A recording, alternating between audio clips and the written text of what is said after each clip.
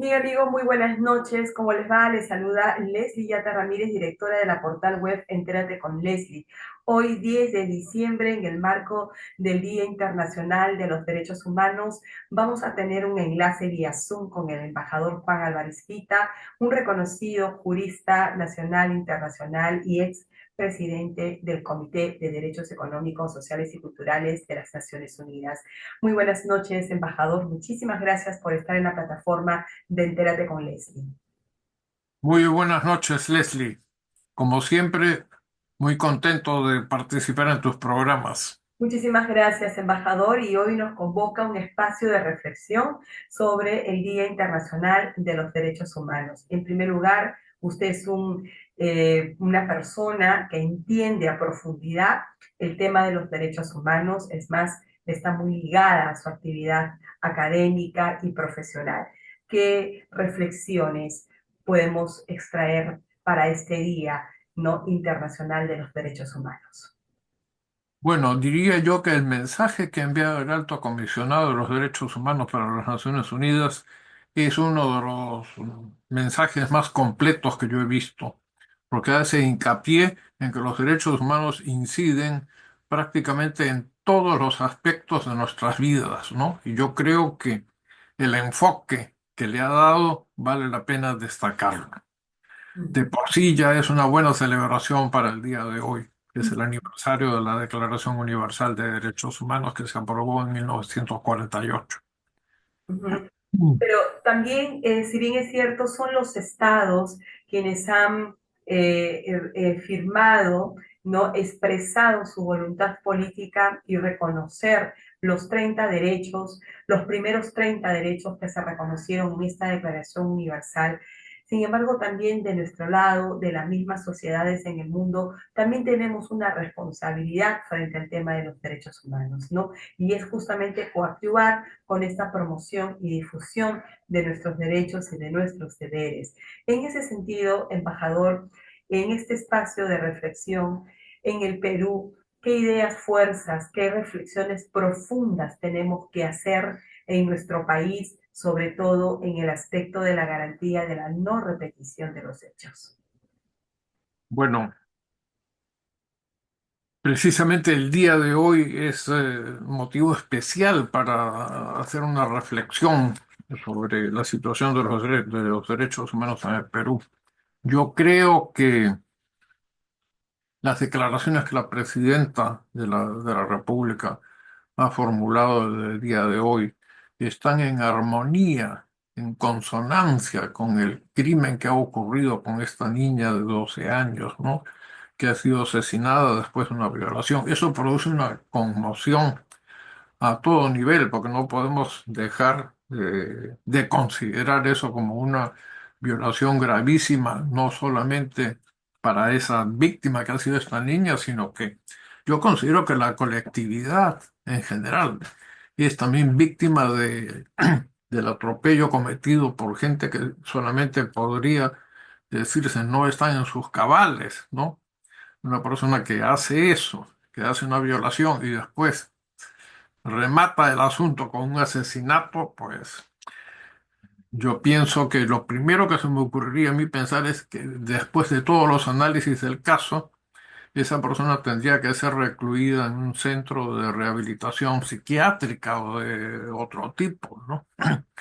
Ahora, la invitación a la reflexión acerca de que si debe restablecerse la pena de muerte en el Perú, yo creo que la presidenta, y no solamente ella, sino varios ministros y congresistas que se han pronunciado a favor. Bueno, están haciendo uso de un derecho humano y deberían ser conscientes del derecho a la libertad de expresión, porque todos tenemos también la posibilidad y la debemos hacer efectiva de expresar qué es lo que nosotros pensamos sobre esto.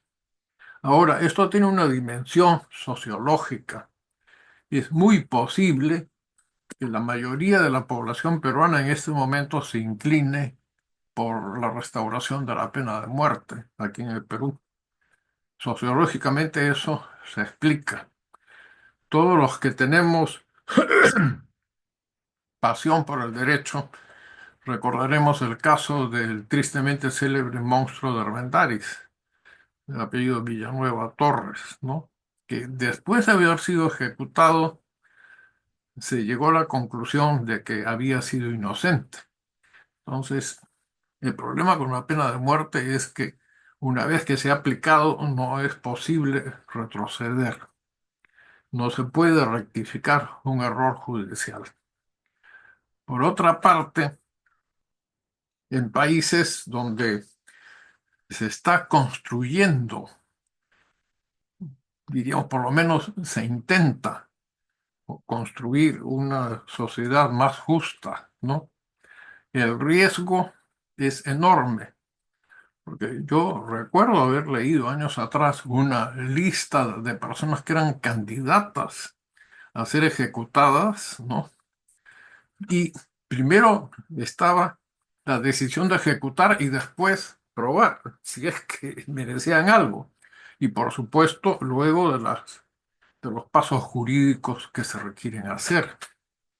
Entonces, viendo las cosas, dejando ya el aspecto sociológico y la reacción inicial para una restauración de la pena de muerte, hay varios pasos que dar. Uno es la denuncia de la Convención Americana de Derechos Humanos, que en su artículo cuarto es taxativa. No se puede retroceder en este campo, salvo que se produzca la denuncia total de la Convención. Pero la misma Constitución no permitiría la aplicación de una pena de muerte para el caso que nos está ocupando de la violación seguida de un asesinato, porque la Constitución solo lo permite para casos de traición a la patria, en casos de guerra y el terrorismo. No hay nada más, y estos casos no serían esos. O sea, tendría que haber una denuncia al Tratado Internacional y una reforma Pero ni constitucional. siquiera en el caso del terrorismo, porque eso quedó inaplicable, ¿no? Si no recuerdo que es el artículo 140 de la Constitución, quedó inaplicable para el caso de terrorismo. Solamente quedó para el caso de traición a la patria en caso de guerra, ¿no? Yo Así es, porque supedita al recuerdo, cumplimiento de los tratados claro, internacionales, cuales por se supuesto, parte. Pero claro.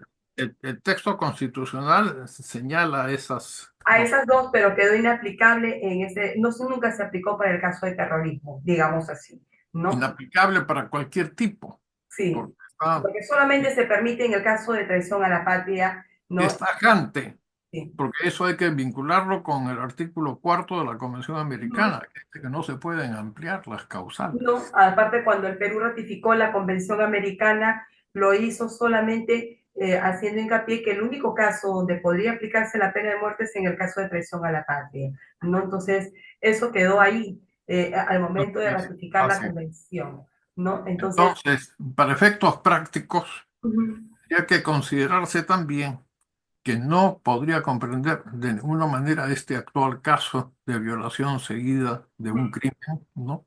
Porque tendría que pasar un año después de la denuncia para poder aplicar una nueva legislación.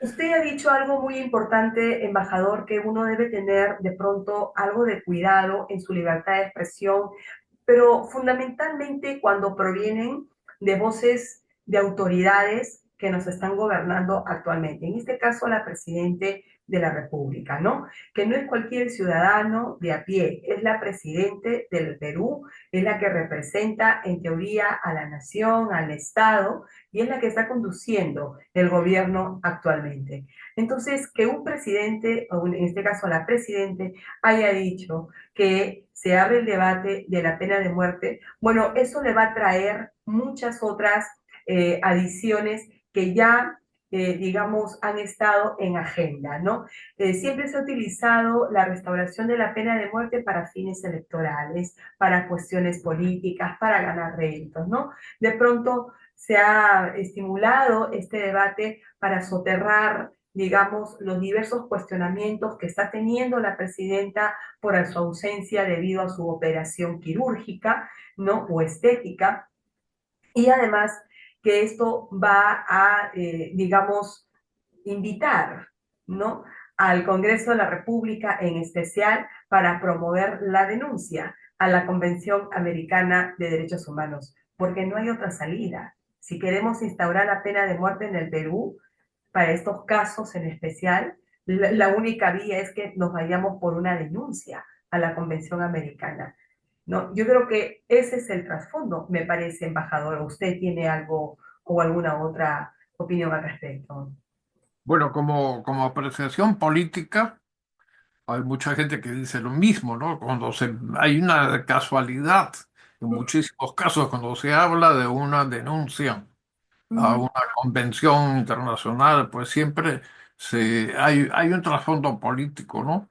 Sobre el cual podríamos extendernos de si es cierto, de si se justifica, si tales condiciones. Bueno, el abanico es enorme y la prensa y los medios de comunicación están llenos de ejemplos de eso en estos días y seguramente van a aumentar.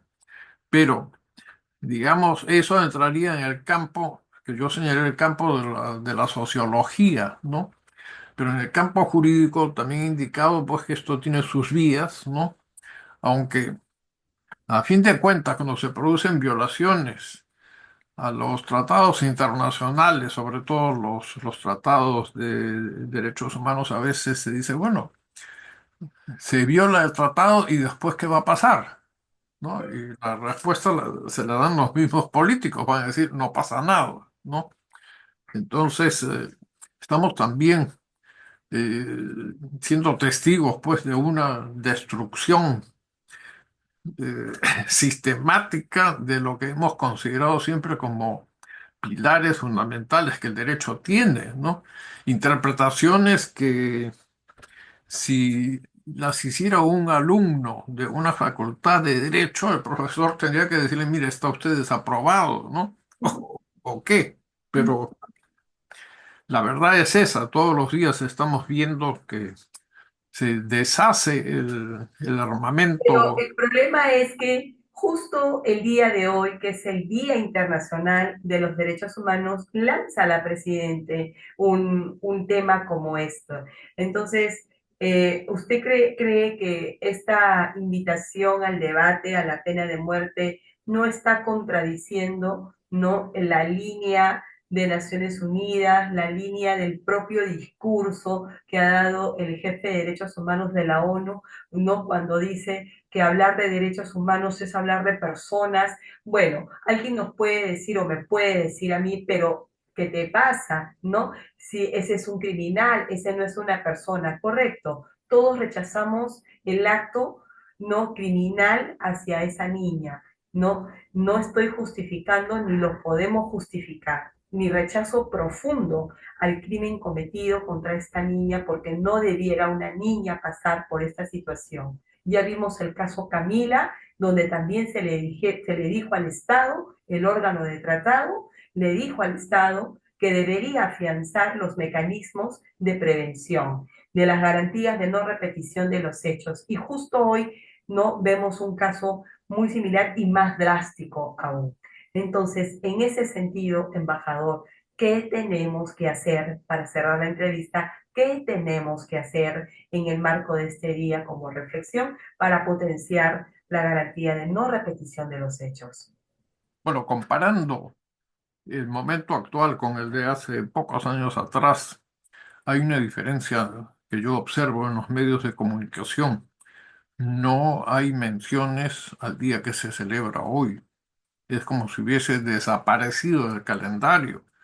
Y eso no es obra de un gobierno o del gobierno, sino que parecería ser como que hay una especie de tácita alianza, ¿no? De no informar a la población sobre ciertas cosas, sino incidir en lo que más pueda atraer la atención del público, ¿no?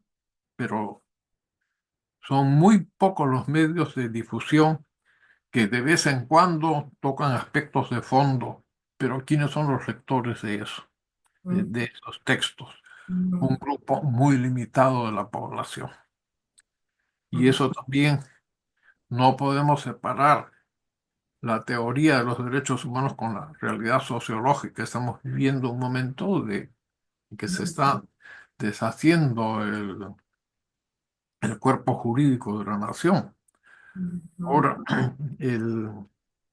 por otra parte, yo diría, ¿se ha pensado en que hoy es el Día Internacional de los Derechos Humanos al hacer esas declaraciones? Nos queda la duda, ¿no? De si ha sido así o si ha sido de otra forma. En algunas declaraciones se observa cierta cautela, ¿no? Que por otra parte, lo que la presidenta ha sido clara al decir que se abre una etapa de reflexión, ¿no? Naturalmente no ha dicho yo voy a hacer esto ni nada, sino una especie de llamada a la meditación, a comparar, ¿no? No se ha avanzado más de eso y yo creo que también es importante tener en cuenta este aspecto, ¿no? Me pregunto dónde está el asesor jurídico del Estado, ¿no? Que es el mismo ministro o el Ministerio de Justicia y Derechos Humanos, que por un lado se habla de las bondades de la aprobación de la política multisectorial de derechos humanos, que tiene como problema público la discriminación estructural en el país de grupos vulnerables que histórica y sistemáticamente han sido vulnerables, ¿no? Y por otro lado, vemos en otro escenario a una presidente en un evento público decir, invito al debate a la pena de muerte para violadores de menores de edad, sin pensar que lo que está proponiendo le va a traer varios aspectos en cuenta, que es justamente la denuncia al sistema interamericano, a la Convención Americana de Derechos Humanos. En otras palabras, le ha dado en bandeja de plata, ¿no?, al Congreso de la República para potenciar las iniciativas que ya están detrás del retiro y también de la pena de muerte. Bueno, pero el ministro de Justicia y Derechos Humanos me parece que ha hecho declaraciones muy cautelosas, ¿no? Porque si la memoria no me falla, mencionó que se trata de un proceso complejo, pero que no debemos dejar de analizarlo. Creo que más o menos esas eran sus palabras. Y que podría evaluarse en casos de violaciones de menores y crímenes de sicariato. Uh -huh. Es lo que más está impactando hoy día en la población. Pero de ahí a que se pueda avanzar o que está entregando al Congreso esta situación en una bandeja de plata, yo diría, es posible, pero no podríamos asegurarlo el 100%, ¿no? No, no es tanto una afirmación, pero sí es un escenario que tiene que comprenderse, ¿no? Además, yo creo que los temas que van a impactar directamente en la protección de derechos son temas que se tienen que debatir a nivel nacional, ¿no? Para que Pero la por supuesto que ciudadanía sí. tenga conocimiento y no solamente que esto quede reducido a la clase política, entre comillas, u operadores políticos, entre otros, no, que la ciudadanía se pronuncie, pero que tenga plena conciencia de que esto nos va a llevar a tomar otras grandes decisiones. A eso me refiero. Sí, por supuesto, hay una obligación de participar. Y en este momento nosotros dos estamos dando una muestra de que estamos participando y haciendo ver los peligros que esto supone. Claro que sí. Solamente en el campo de los derechos humanos, sino en el aspecto comercial, el tema de las inversiones, Ajá. repercusiones económicas y de todo tipo que tienen que ser adecuadamente medidas. Embajador, para cerrar la entrevista ahora sí, también en este debate de la pena de muerte, no solamente es el querer hacerlo o el invitar a debatir y que ya está bien, proclamamos la pena, no, sino que también tenemos que mirar el tema, el tipo de sistema judicial que tenemos en el Perú, ¿no? Porque esto tiene que ir producido mediante una sentencia y tenemos un poder judicial, ¿no?, que no da la talla, que no está, ¿no?, teniendo la hoja de ruta de ser un sistema garantista. Un error judicial al aplicar la pena de muerte es irreversible, ¿no? Es irreversible. Entonces, también es un aspecto que entraría a debate, ¿no?, en el sistema judicial del Perú. Entonces, no solamente es anunciar un debate de la pena de muerte. La presidenta creo que ha debido de asesorarse mejor al decir una cosa como esta, pero ya lo hizo, ya lo anunció y estoy segura que esto va a continuar. Por lo menos la plataforma Entérate con Leslie se alista para una suerte de entrevista sobre este debate, porque yo creo que todos tenemos derecho a conocer los pros y los contras de lo que se ha dicho. Sí, pero hay un punto especial ahí que yo creo que hay que remarcar, y es que si el actual gobierno da ese paso, no va a tener consecuencias dentro de su periodo constitucional, sino sería una herencia que dejaría para el Para el próximo próximo gobierno. gobierno y para los próximos quinquenios. Y eso debería también ser evaluado Así. políticamente, Ujú. tanto por el Ejecutivo, por el Legislativo, y también coincido en que el Poder Judicial está dando muchos tumbos en ese sentido, pero también felizmente hay jueces probos que continúan en esa... Hay jueces probos y son una excepción, pero acá hablamos de la Sí, institucionalidad y la institucionalidad es lo que no está funcionando. lamentablemente tengo que coincidir con lo que estás diciendo. Digo lamentablemente porque Todos queremos que diría que no fuera así.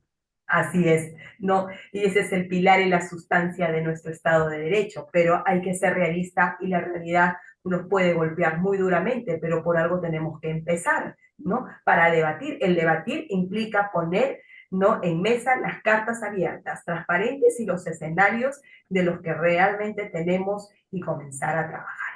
Muchísimas gracias, embajador, por haber compartido con nosotros estas profundas reflexiones en el marco del Día Internacional de los Derechos Humanos. Será hasta una nueva oportunidad.